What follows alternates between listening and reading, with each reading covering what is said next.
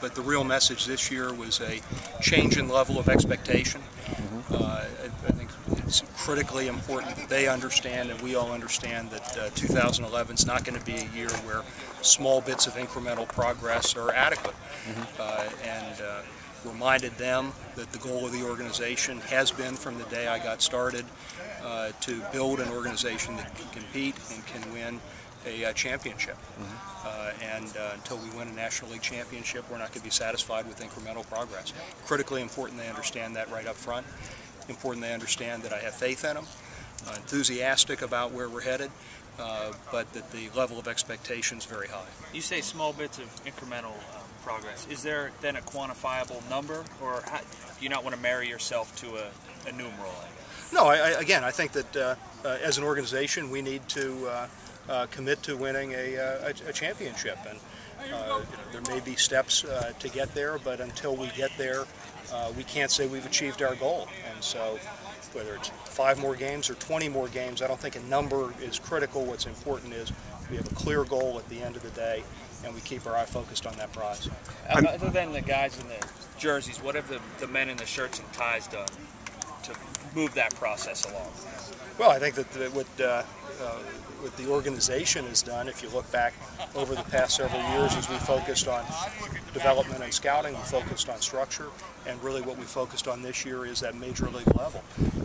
And bringing Clint Hurdle in, I believe, is going to have a measurable impact as we're looking at energy level, enthusiasm, a guy with experience who's been there, who's done it, and will demonstrate the on-field leadership that we need to see to have an exceptional season in 2011 in Pittsburgh. I know you haven't been here very long, but what differences, if any, do you see in this camp compared to the one a year ago? Well, I think there's no question that what you do see is a commitment to each other, but the energy level, the enthusiasm, and the belief that Clint and the rest of his team, I think the combination, particularly with his experience and fresh look coming in, Jeff Bannister with deep history within the organization, combining really to give every opportunity for these kids not only to perform up to their level, which arguably we did not do last year, but to exceed and achieve something great. I think obviously the ramifications would be obvious if you do have that progress that you're seeking, but what if there is not even incremental progress this year? I guess whose head is on the block if that doesn't happen? Yeah, I think that, Rob, today is the first day that I've addressed the group. We're getting started. We have our first spring training game coming up Saturday, and so it's not the right time to start speculating on what if we fail.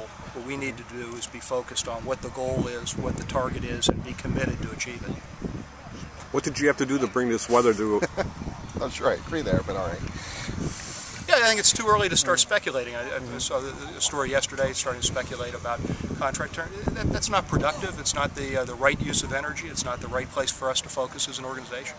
I know you've talked about the impact Hurdle can make. Do you feel like the players that are here, is this a better team than was here last year? I believe it is. I believe that you have both some supplements to the team that we've brought in. Obviously you see that in pitching staff, first base, right field.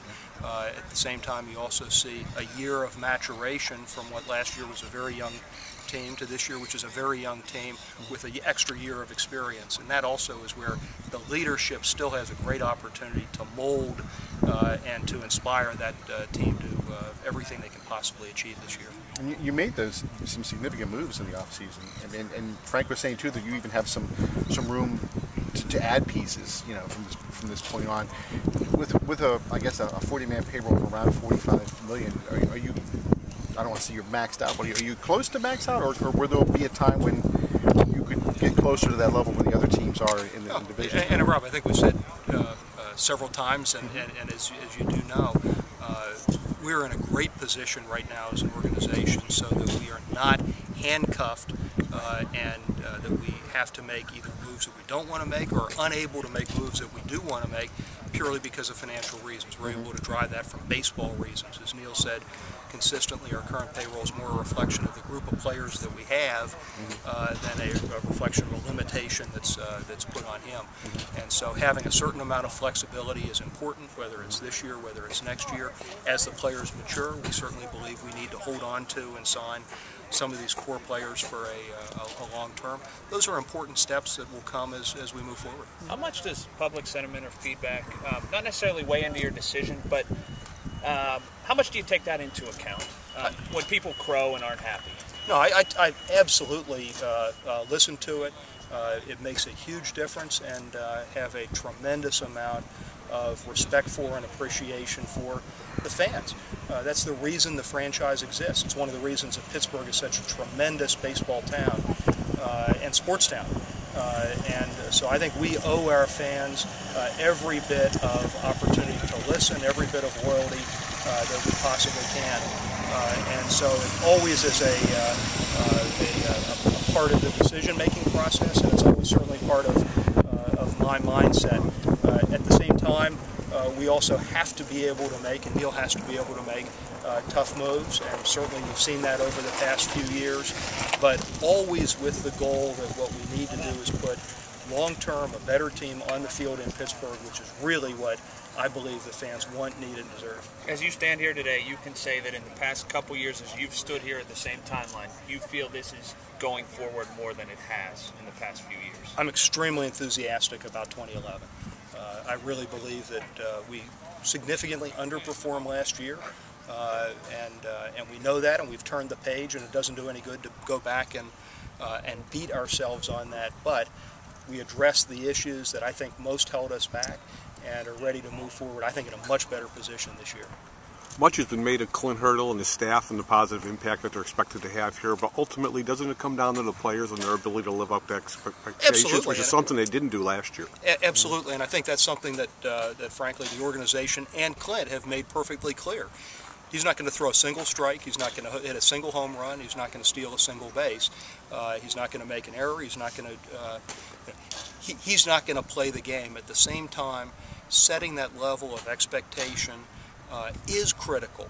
Knowing that the organization's not going to accept underperformance is critical, and having an experienced leader who has been there before, who has led a young team, who's been there as a player, who's been there as a manager, who's been there as a coach. In all those, I think bringing that level of leadership and enthusiasm will help the team live up to their full potential. But ultimately, it's the players who have to get the job done. Ultimately, that's where accountability for every single play and game sits on the field. The address in there to the team wasn't for public consumption, but what was sort of the overriding sentiment? Was there any feedback from the players to you? I'm sorry, Colin, that's not for public consumption.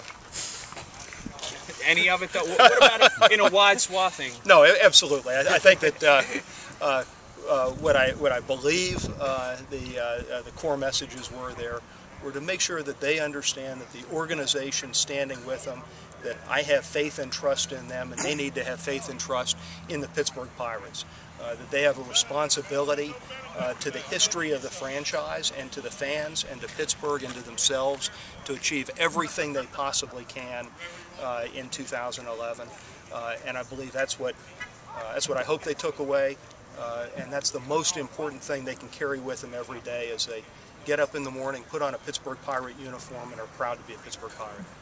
I know it's looking way in the future, but looking at the draft and the #1 pick, do you have the resources to sign any player with any agent? Yes, the ones do best? Absolutely. Again, as we talked a little bit about making sure we put ourselves in a position where we're not handicapped, we have committed from the first day that we brought Frank and Neil in that the development system and sourcing talent in from any source is a critical part of what we need to do.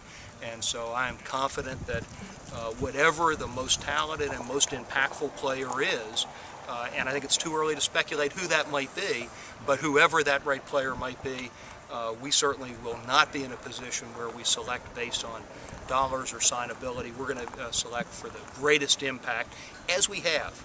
I think that's a good track record that we intend to continue, because it is critical that we source the most talented possible players every place we can, whether that's signing a young Mexican player, whether it's taking the best player in the draft, and being in a position, which I hope we're not in again, to draft very, very early in the first round. I'd much prefer to be drafted a little bit later.